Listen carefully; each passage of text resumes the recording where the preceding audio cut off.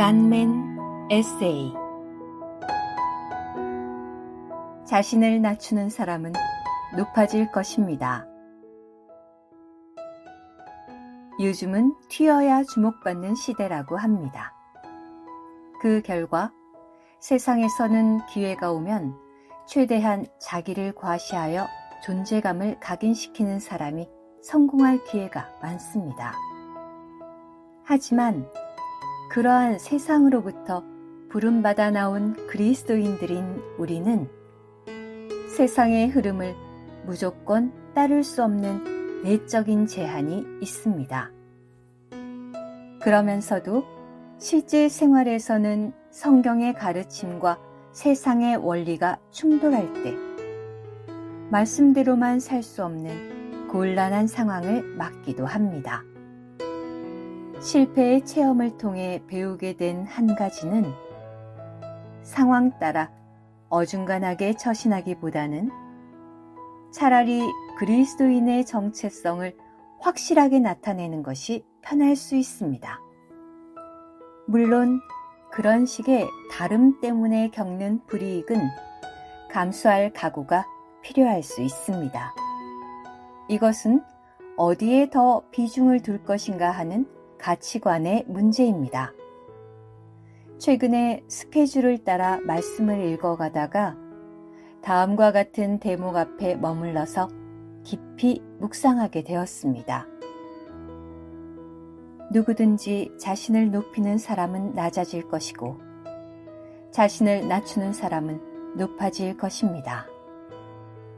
누가복음 18장 14절 하반절. 위 말씀은 주 예수님께서 두 사람, 바리새인과 세리가 성전에 올라가 기도하는 내용을 대비하여 소개하신 후에 결론적으로 하신 것입니다. 즉, 바리새인은 자신이 강탈하거나 불의하거나 간음하는 사람들과 다르고 특히 이 세리와 다르다고 한 후 그 증거로 일주일에 2번 금식하고 소득의 11조를 드리는 것을 제시했습니다. 반면에 세리는 감히 눈을 들어 하늘을 우러러보지도 못하고 다만 가슴을 치며 하나님, 이 죄인을 너그러이 용서하여 주십시오 라고 기도했습니다. 이런 본문을 대할 때 오 주님, 여기서 자신을 높이는 것은 과연 무엇인지요? 또한 반대로 자신을 낮추는 것은 어떻게 하는 것이며 누가 그런 예에 해당되는지요? 라는 기도가 나왔습니다. 이어서 주님, 저는 당신 앞에 어떤 자입니까? 눈이 열려 자신의 참 실상을 보게 하소서 라는 기도도 이어졌습니다. 특히 실제 삶 속에서 이 말씀을 준행할 수 있도록 자신을 낮추는 것이란 동일 단어가 들어간 몇 구절들을 찾아보았습니다. 내가 여러분을 높이려고 나 자신을 낮추어 하나님의 복음을 거저 여러분에게 전한 것이 고린도후서 11장 7절. 나는 비천한 상태에 있을 줄도 알고 풍부한 상태에 있을 줄도 알게 되었습니다. 빌립보서 4장 12절.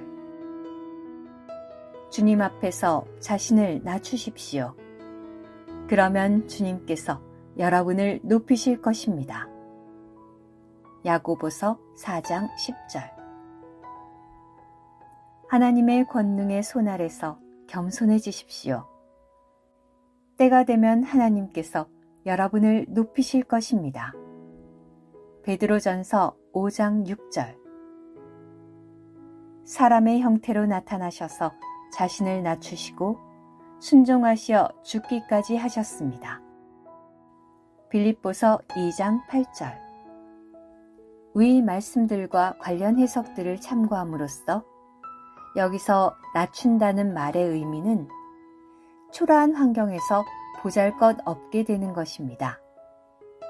혹은 겸손하여 자신을 아무것도 아닌 사람으로 여기고 아무것도 아닌 것으로 여기는 것입니다.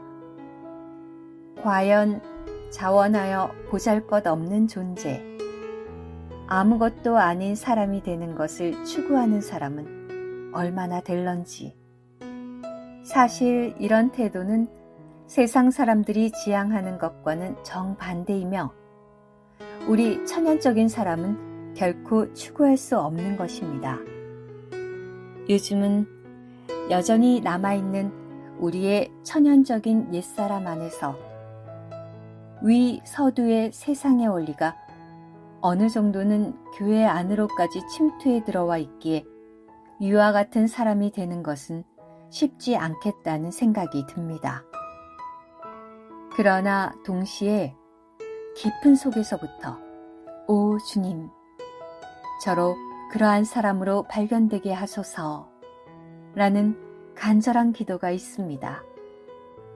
한편 자신을 낮추는 것에 대한 위정의를 비춰볼 때 자신을 높이는 것이 무엇인지에 대한 해답은 저절로 얻어졌습니다. 즉, 우리는 자기를 높이려고 노력할 필요도 없이 그냥 우리 옛 존재 자체가 자기를 높이는 사람입니다. 심지어 겉으로 겸손한 척하는 경우도 본질은 마찬가지입니다. 이제 문제는 어떻게 하면 자기를 낮추라는 위 말씀을 실행할 것인가 하는 것입니다.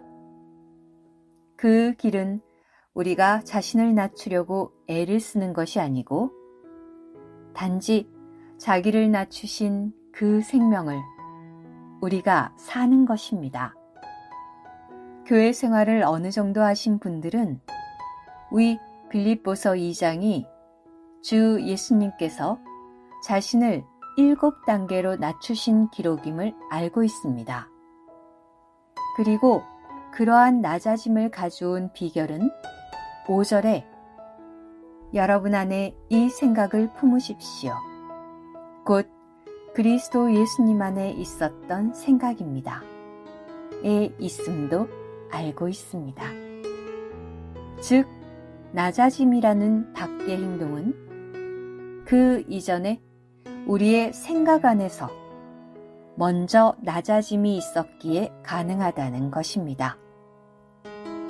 흥미로운 것은 여기서 언급한 주 예수님 안에 있었던 생각의 내용이 그 뒤인 2장 7, 8절이 아니라 바로 앞에 있는 3, 4절이라는 점입니다. 즉, 주 예수님은 7단계로 낮아지실 때 삼일성 가운데 오직 생각을 낮춰 서로 자기보다 남을 낮게 여김과 자기 장점만 귀하게 여기지 말고 다른 사람의 장점도 귀하게 여김을 먼저 실행하신 것입니다. 관련하여 성경은 하나님의 의결대로 미리 아신 바에 따라 넘겨지신 이분이라고 말씀함으로써 제2격 아들 하나님께서 십자가에서 죽으시게 된 것이 창세전의 신성한 삼일성에 의해 열린 회의의 결과임을 가리키고 있습니다. 위 각주는 이어서 우리가 주 예수님처럼 스스로 자원하여 자기를 낮추는 생각을 가지려면 그리스도의 심장 안에서 그분과 하나 되어야 한다라고 말합니다. 이것은 그분의 내적 느낌과 생각에서 하나 되는 정도까지 그분과 하나 되는 것을 가리킵니다. 처음 미국에 왔을 때 연로하신 프란시스 볼 형제님이 젊은 훈련생들 속에 섞여서 FTTA 훈련 장소 카페 청소를 하시던 모습이 신선한 충격으로 다가왔습니다. 아마도 나이를 따지고 선후배를 따지는 수직적 문화에 오래 젖어왔었기 때문일 것입니다. 또한 어떤 대만 동역자 형제님은 나이 어린 사람부터 노년까지 누구와도 어울려 대화할 수 있고 또 복음을 전할 수 있다는 말을 들었을 때 내심 너무 부러웠고 저도 그런 사람이 되고 싶었습니다. 그러나 현실은 심지어 교회 생활 안에서도 어느 정도 코드가 맞으면 대하기가 편하고 그렇지 않으면 뭔가 어색하고 불편하게 느껴지는 자신의 처리되지 못한 기질과 직면해야 했습니다. 어떻게 하면 이런 상태에서 구원받을 수 있을지, 또 누구와도 어울리시고 목양하시는 주 예수님의 그 인격을 살아낼 수 있을지, 깊은 탄식과 함께 그분을 살아내고 싶은 간절한 갈망이 있습니다.